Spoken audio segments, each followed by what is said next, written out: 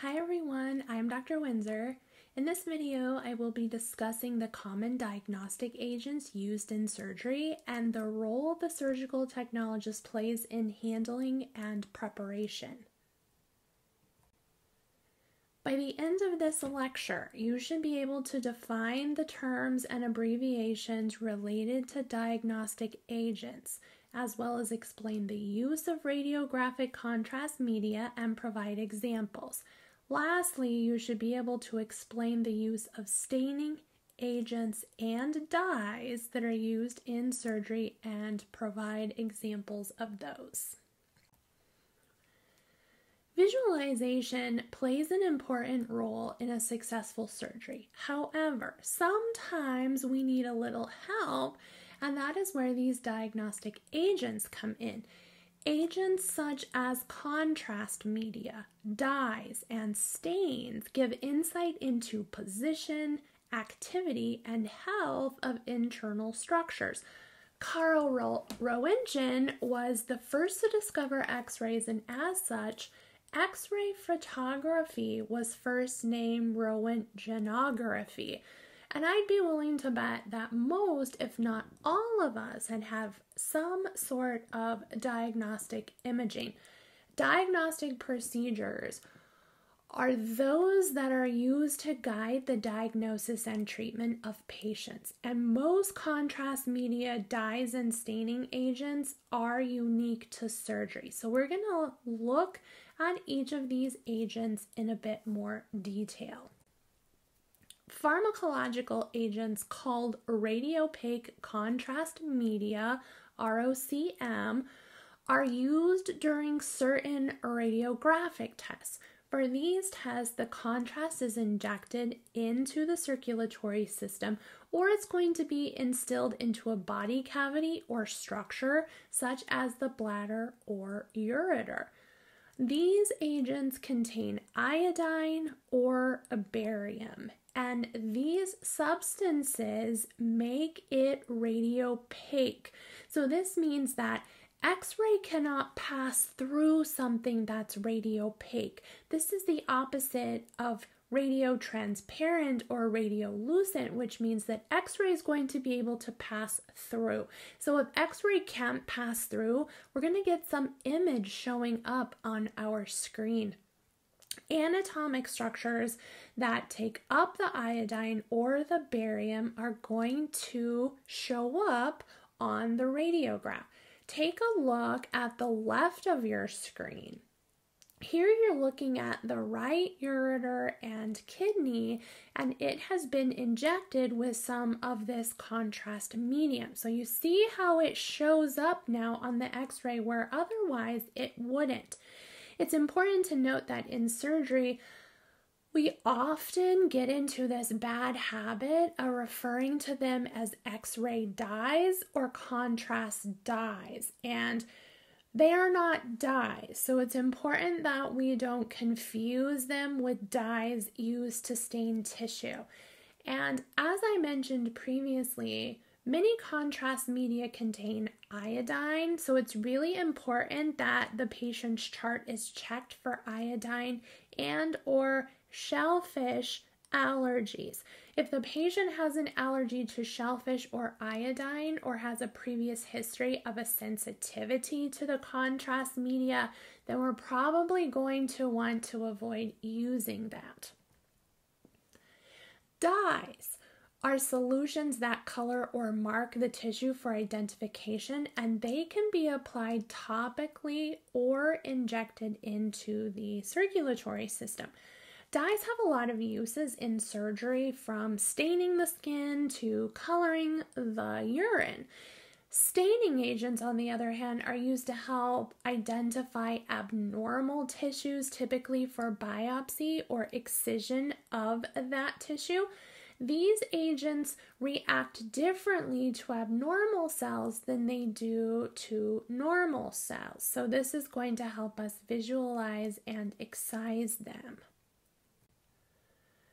If you take a look at table 6.1 in your textbook, you're going to see a list of examples of radiopaque contrast media. Some of these include high-paque, cystographin, renographin, Conray, Omnipaque, Isoview, chlorographin, Opteray, Ultravist, and Visipaque. And we're going to talk about 4 of these, which include Omnipaque, Hypaque, Visipaque, and Isoview. All contrast media used in surgery does contain iodine.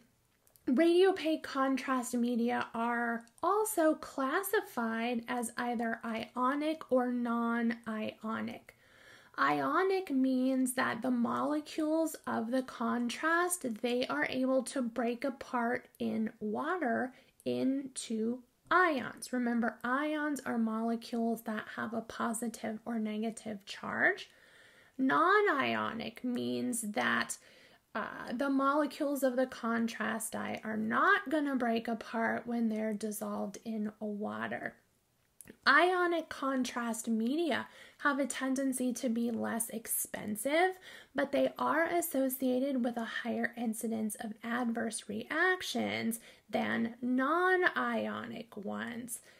Approximately 4 to 12% of patients receiving ionic media do experience some type of hypersensitivity reaction within minutes or after several hours. And this is compared to 1 to 3% of the patients receiving non-ionic contrast media.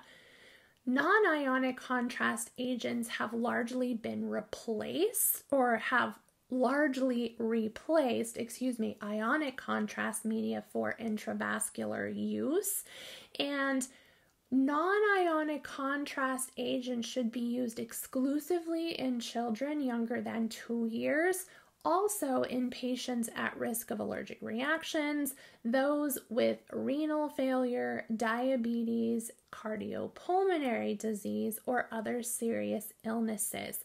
And lastly, another advantage of non-ionic agents is something called their isotonicity.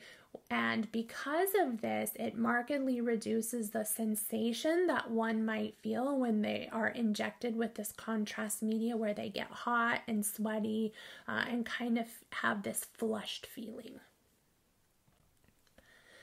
Contrast media is used in radiology and in the operating room primarily, and as I mentioned, it provides contrast on X-ray.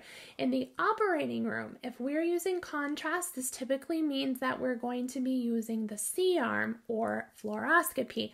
As a surgical tech, you must exercise caution when preparing these agents because they are clear, right? They may be easily confused with other medications on the sterile back table. It's also extremely important, if we're going to be drawing this contrast up into a syringe, that we remove any of the bubbles in the syringe, because bubbles can appear as some sort of something on the X-ray. And typically, when we're using this for, stones in the ureter or during a cholangiogram, we don't want any bubbles because those could look like a stone. So we want to make sure we always get out all of the bubbles there. It's also important to note that there's a good chance that you may be asked to dilute the contrast with normal saline, so it's really important that you put that dilution rate on your label as well. So the first contrast medium that we're going to talk about is Hypaque 76. Now, Hypaque is the first generation of radiopaque contrast media, and you might be wondering what the 76 means. The 76 refers to the meglumine or the sodium per 100 mLs of solution, and meglumine is like a sugar alcohol. Hypaque is an ionic contrast. So remember, that means that it's going to have a higher hypersensitivity rate. It's also not intended for intrathecal administration. And these are injections that go directly into the subarachnoid space. So We also don't want to inject them directly into the carotid artery. High-pake cysto is a special type of high-pake contrast media that's typically used during urological cases, such as when we are extracting a stone from the ureter. If you take a peek at figure 6.2, you'll see a post-operative cystogram, and you'll see the bladder there as well. Next, we're going to talk about omnipaque. Omnipaque is another example of a contrast media. It is water soluble and it contains 45% iodine. It's also non-ionic. It's a second generation contrast media, and because it is non-ionic, it's going to have fewer adverse reactions than the Hypaque does. Omnipaque. It comes in a variety of sizes, anywhere from 10 mLs to 500 mLs, and you're going to see it packaged in either glass or plastic. Interestingly, it is one of the few radiopaque contrast media that is approved by the U.S. Food and Drug Administration for intrathecal use, but only in specific concentrations, and those are 180, 240, and 300 milligrams of iodine per milliliter. When Omnipaque is injected into a blood vessel, we're going to be able to see that vessel light up on X-ray, just like the ones that you see here on the right of your screen. This is referred to as an angiography, and these can be performed on vessels of the head, the neck, the abdomen, or the kidneys, as well as other peripheral vessels. For example, let's say that we just completed a femoral embolectomy. Surgeon might want to pass some dye down the femoral artery, take a picture of it, make sure that there aren't any other blockages.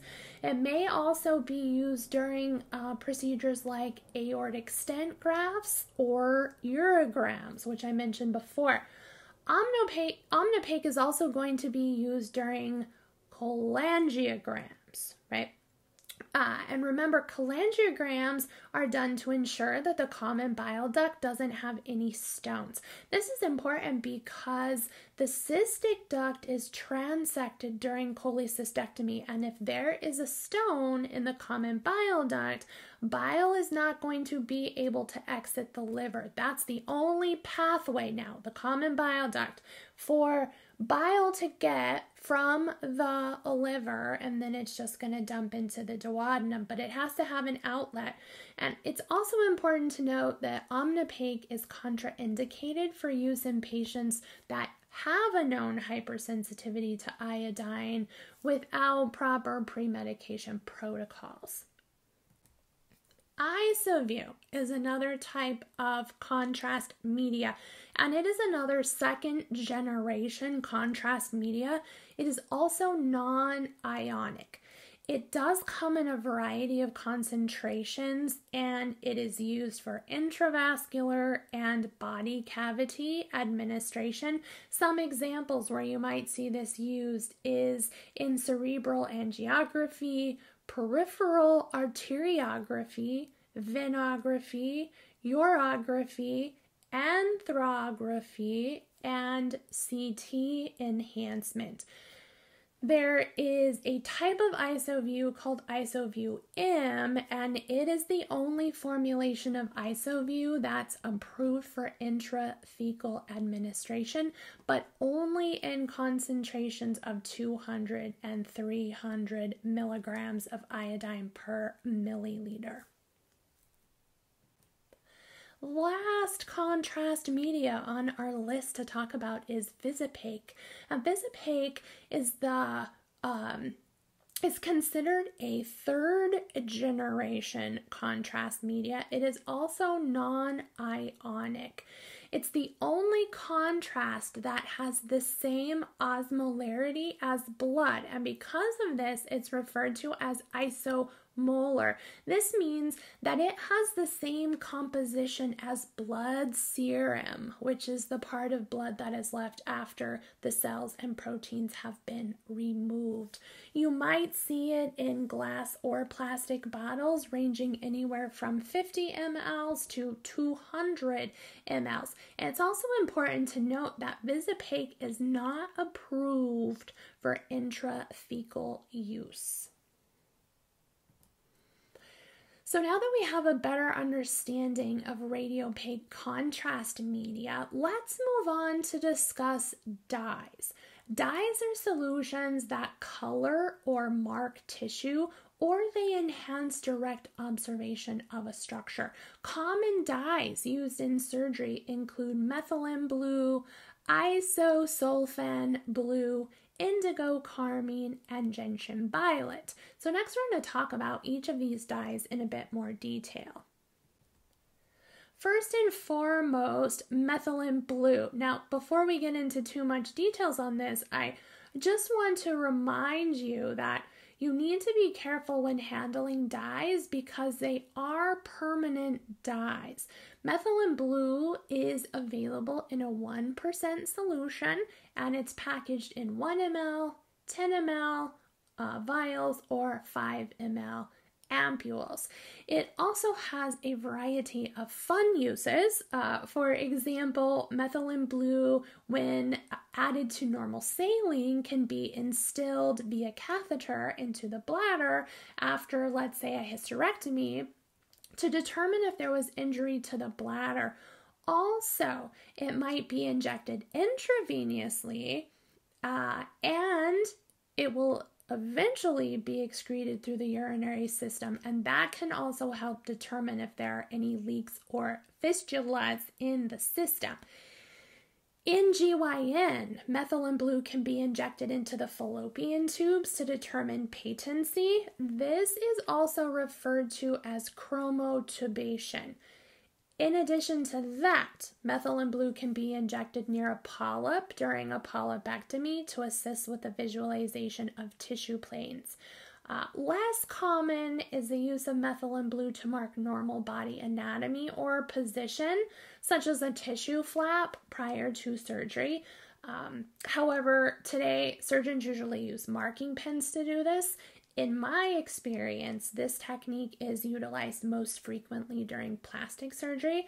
I did work with one surgeon that would dip a hypodermic needle into methylene blue, and he would use it to mark the brow ridge prior to doing a brow lift procedure. So he would dip the hypo in the methylene blue, and then he would poke it through the skin where the eyebrow was, and this left a permanent mark on the bone beneath. So when we dissected down, dissecting the skin off the frontal bone, you could see those dots of methylene blue actually on the bony ridge. So here you're looking at a thigh, and this thigh has been injected with isosulfan blue. So isosulfan is also referred to as lymphozurin. It is sterile, it's an aqueous solution, and it is typically administered subcutaneously. It is picked up by the lymphatic vessels that drain the region of wherever it's injected, and it's going to make things bright blue like you see in this picture here. So isosulfan blue is used as an adjunct to lymphography. This is primarily to diagnose lymphedema of the extremities. It's also used to identify tumors. It is frequently used during sentinel node biopsies to assist in the identification of that primary node of the pathway of lymphatic drainage of the breast. And if you take a look at your book, figure 6.4, you're going to see an illustration of a sentinel lymph node biopsy. Indigo carmine is another dye that is used in the surgical setting sometimes, and it is typically given IV to determine bladder integrity or kidney function. Interestingly, once it's given IV, it takes about 10 minutes before it starts to be excreted in the urine. And because it's going to retain its very blue color, it's going to allow for rapid identification of leaks or any damage that may have occurred to the urinary tract. So for this reason, it can be used to demonstrate kidney function during procedures near the kidney or the renal vessels. The last dye that we're going to talk about is gentian violet. And gentian violet is a purple dye that is most frequently used in surgery to mark incision sites. So this is the dye that is in our sterile marking pins. It's also an antifungal, so it's going to work well topically in the oral cavity. Sometimes they use it to treat thrush. They may also use it to treat the vagina for yeast infections and or the ear canal for certain fungal infections. So now we have a pretty good understanding of contrast media. We talked about some different dyes. So we're going to finish up this lecture with a discussion regarding staining agents. Staining agents are chemicals in solution that are used to visually differentiate normal from abnormal tissue. We're going to take a look at that. We're going to talk about two, Lugol solution and acetic acid. So first off, Lugol solution. Lugol solution is a strong iodine mixture that is applied to the external cervical os. So remember, an os is an opening. So we're going to paint it on the end of the cervix. And abnormal cells, if there are any, aren't going to take up the brown stain of the Lugol solution as readily as normal cells. So here you are looking at that on your slide. If you can see this large, dense, kind of yellowy area of the cervix where the iodine was not absorbed, this is the area of the cervix that contains abnormal cells. This is often used to test for cervical dysplasia, and it's referred to as Schiller test. It's important to note that Lugol solution is packaged very similarly to something called Moncel solution. And Moncel is a chemical hemostatic agent. So you don't want to get those two mixed up. So this is why it is extremely important that we read the labels of the packaging very, very carefully. Lastly, acetic acid. Now, acetic acid is commonly known as vinegar, and it is typically used to test for cervical dysplasia prior to laser excision of abnormal tissue, and it has it doesn't interfere as much with the use of the laser as the Lugol does. So if they're going to be doing a laser excision, acetic acid is probably what they're going to use to perform the cervical dysplasia test prior to performing the procedure. So here you're looking at the cervix after acetic acid has been swabbed on, it's been applied, and you can see that there's like some white raised areas like above and below on the cervix here, and these are the abnormal cells that would be removed during the laser procedure. So that was pretty short and sweet regarding diagnostic agents. Thanks everyone for listening. I hope this lecture provided you with a better understanding of the diagnostic agents that are used in surgery and the role that the surgical technologist plays in preparing and handling these agents. I hope to see you back here next time, and until then, I challenge you to continue honing your craft as a surgical technologist each and every day. Thanks so much. Take care.